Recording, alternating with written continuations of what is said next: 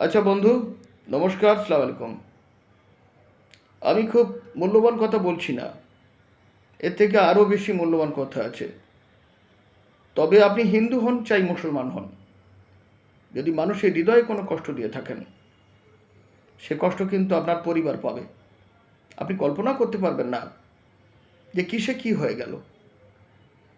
আপনার সন্তানের অ্যাক্সিডেন্ট, ভয়াবহ রোগে আক্রান্ত আপনার স্ত্রী, এগুলো সব আপনার পাপের ফল। তাই সাবধান, পাপ করবার আগে 40,000 বার ভাবুন। আর তাছাড়া ভাবুন, বর্তমানে গুন্ডা দমন আইন হয়েছে।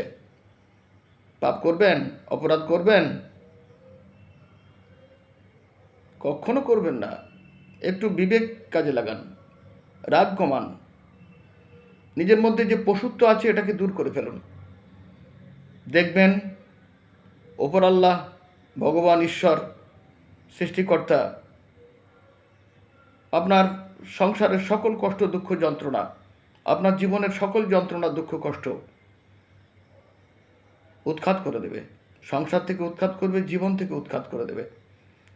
ভগবানে আল্লাহর উপরে বিশ্বাস রাখুন। সৃষ্টিকর্তা যিনি আছেন তার প্রতি বিশ্বাস থাকবে না? আরও বিশ্বাস রাখুন ওই মস্তিষ্ক, যে মস্তিষ্ক শুভেন্দু অধিকারীর আল্লাহ, ভগবান, ঈশ্বর দান করেছেন। দেখছেন না তিনি আইনের শাসন প্রতিষ্ঠা করে কিভাবে ঠান্ডা করে দিয়েছেন সবাইকে? এ ঠান্ডার দরকার ছিল, নালে ট্রেনে, বাসে, পথে ঘাটে, মাঠে, রাস্তায়, রাতে, দিনে যে অপরাধগুলো সংগঠিত হতো, সে অপরাধ কমেছে না? মানে ওষুধে কাজ হয়েছে।